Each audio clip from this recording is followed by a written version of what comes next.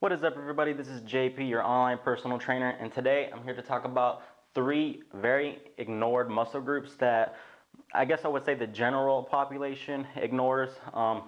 Don't get confused. Even if you are someone who's not, by general population, I don't mean an average lifter. I don't want you to sit there and think, well, I'm not a general population lifter. I've been lifting for 8 years.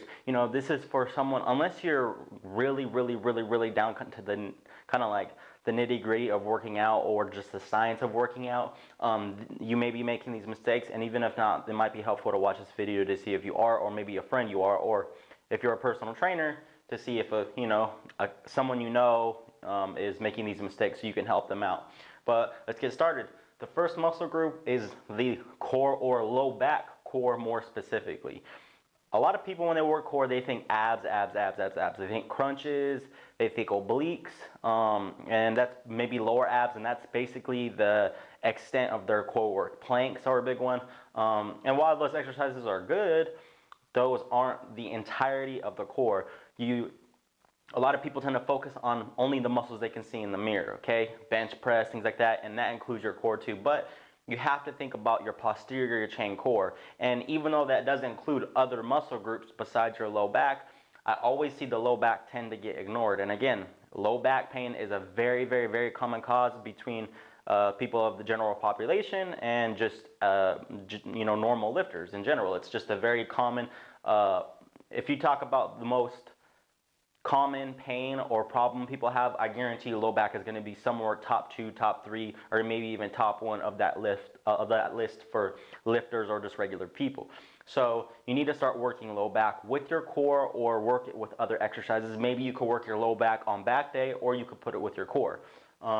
Here are some exercises that you can do for low back pain are a Superman. All that is you get on your stomach and you raise your hands and your knees off the ground and you flex your low back, your glutes, your hamstrings, and you hold it. You can do contractions like up and down repetitions, or you can just do isometric holds. So again, lay on your stomach on the ground and lift your legs and your hands off the ground and stare at the ground. Try not to lift your head up with your hands. So keep looking at the ground, but hands and feet off the ground.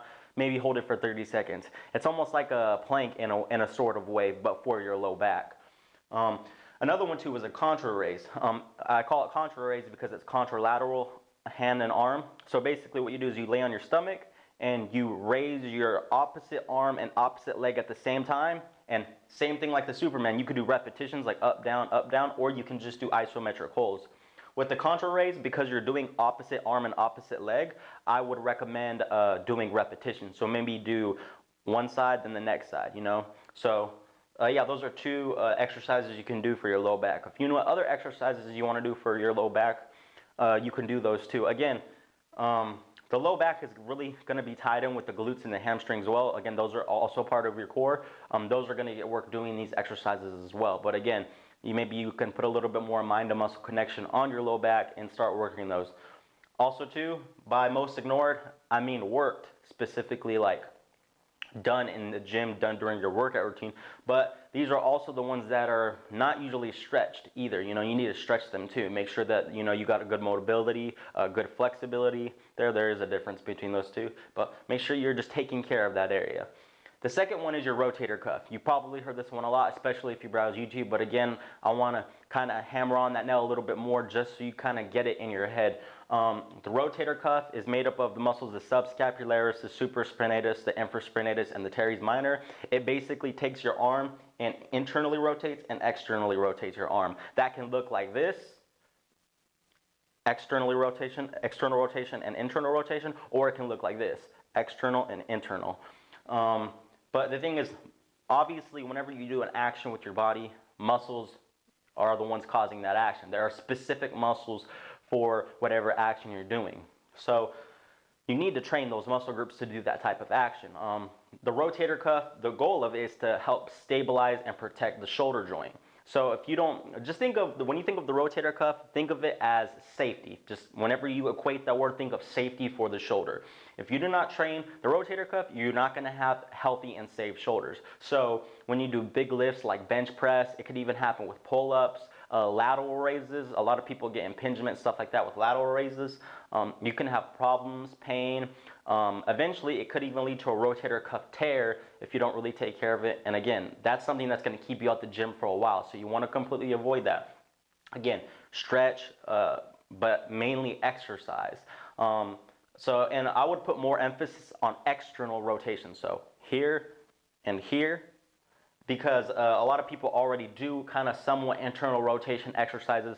Again, based off the fact I said earlier, a lot of people work show muscles. They work muscles at the front of the body. It's easier. They like seeing it. I mean, there's kind of like an ego thing with it. So they'll work exercises like bench press, lateral raises, flies, things like that. And a lot of those exercises focus on internal rotation already. Because those already focus with an internal rotation component, you don't need to keep hammering on internal rotation exercises. Again, that's going to cause more of an imbalance. We're trying to get a balance between external and internal rotations, and more of a balance, and also work on what we haven't worked on, which again is external rotations, and that's more of a back thing. You know, that goes along well with back exercises, or you could just do them on a shoulder day. But some exercises you can do, again, are obviously if you lay on your side, on the ground, put a dumbbell in the arm that's on top, and then you can do these against gravity, just external rotations, real slow, come out. Or if you have a band, you can attach the band to the wall, grab the handle, and then externally rotate. Remember, you want the resistance so that when you're rotating outwards, it's hard. So you want the band over there, grab the handle, or you can use a cable like that too. Or again, you could maybe put your chest on a bench and then do external rotations like this. Standing up, you could do it with dumbbells like that too. Whatever way you want to do it. Any type of external rotation is going to help. Do a little bit higher repetitions. You're not trying to go super heavy with these. You're going to be using real lightweight. Another exercise you can do, which you can look it up on YouTube, is a face pull. I'll demonstrate it right now real lightly. All you do, a face pull is where you can use it with a cable. You can use ropes, or you can use bands, but you attach it somewhere directly in front of you. You grab it in front of you like this, and then you pull towards your face like that. So the cable will be in front of you, and you're pulling this way. It's almost kind of like a high row. If you think of a row like this, you're going real high with it. Your hands are going to be at the sides of your heads when you're get a fully contracted position. So a face pull is a really good one to help with external rotations, and again, help with the safety of your shoulder. The third one, which again, this one you may think, well, I do squats, I do deadlifts all the time, but I put this, I try to make this list. The rotator cuff was a little obvious, but I'm trying to make this list because they're not they aren't super known and focused on. You know, most ignored, and the glutes are really ignored. And again, I know you do squats and I know you do deadlifts, but most people, even if they do deadlifts, even if they do squats, they still have a problem with knowing how to really activate their glutes, really contract really hard with their glutes. A lot of people who do squats and deadlifts, and again, when I talked about earlier, have low back pain, people who have low back pain, it's because they're trying to do deadlifts and squats and they really don't know how to contract their glutes. And you got to think, the glutes are the prime mover for hip extension, which is a major component of a squat and a deadlift. When you go from a bent hips to straight hips or locked out hips, your glutes are the prime mover in doing that, your glutes and your hamstrings. So if the prime mover, the major muscle group, the glutes, which is supposed to be doing the brunt of the work with these exercises, aren't doing the brunt of the work, and you're shoving the rest of the work on the low back and the hamstrings, because those also help with hip extension, or during a squat or a deadlift. Those muscle groups aren't made to handle that load. So again, if you find yourself like, I have low back pain after squats, or I have low back pain during a deadlift, or whatever exercise it is, a mule kick or whatever, it could be because you have one, weak glutes, and two, like I talked about earlier, you don't work your low back, or maybe other causes like mobility issues and flexibility issues. But a lot of the times when you ask someone, do they really know how to contract, you should be able, at the bottom of a squat, whatever your range of motion is, but at the bottom of a squat, what I want you to do is get to the bottom of your squat and then try to really contract your glutes from the bottom before you move. So get to the bottom before you even move, contract, and then use that glute contraction to force you to stand back up. A lot of people just kind of do this up and down motion, up and down with squat and with the deadlift too. They just think up, down, but they really don't know how to contract. So at any point of the movement, you should feel your glutes contracting. If they're not, then think about it. If the glutes are contracting, something else has to be lifting it, which again, it's going to be either your low back or your hamstrings, which again, can't handle all that load. So again, focus on glute contraction, not just with squats and not just with regular deadlifts, but or any, maybe you could do RDL deadlifts, but 2 exercises that I really like doing to focus on glute contraction, I'll even mention a third one, is a mule kick or a donkey kick, whatever you want to call it, heel kick. You get on your hands and knees and you kick behind you. You just kick in the air. It's as simple as that. You could look that up, mule kick, donkey kick on Google. I guarantee you there's going to be pictures, but just get on your hands and knees and you take one leg and you kick behind you. Obviously, with no resistance, it's going to be easy. So you can use ankle weight, or you can put your foot on a cable or a resistance band and do it that way.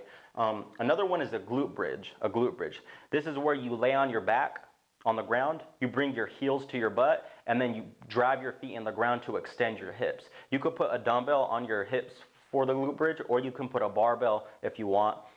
Either way, but both of those function, use the major functions of the glutes. When you do these 2 exercises, you can do them with normal repetitions, or you can do them with isometric contractions. Like, for example, the glute bridge is a really good one to get to feel your glutes. So what I want you to do is get into the glute bridge stance, get on your back, bring your feet close to you, drive your feet into the ground, extend your hips fully, and really just at the top, don't do any repetitions. At the top, just hold it. Contract your glutes. Focus on squeezing your glutes and just feel the burn. You really want to feel the burn. Try not to shove the load on your low back. Try not to shove the load on your hamstrings. Really think about your glutes. At any point during the lift, you should feel what you're feeling right there during a squat or during a deadlift. But really focus on working your glutes and not just doing the squats. Again, this may seem like, oh, this isn't ignored. People do it all the time. But yes, it is ignored. People just do squats and go up, down, up, down, up, down. Or they don't really think about it. Of course, the glutes are helping during their squats, but not as much as people are doing it. I always see it all the time. So again, focus on that. Try to work that, stretch them. But if you like these videos, please like, share, and subscribe. Again, I had a little bit of break. I was working with my new computer, but I got everything settled. I got it in my new computer, but then it messed up. So I had to take it back to the place that I got it, but then they hooked me up with another one. So again, I appreciate all the support, but if you have any other topics that you want me to do on the video, just please write down below, or you can hit me up on my Facebook page, JP Personal Trainer. But until next time, peace.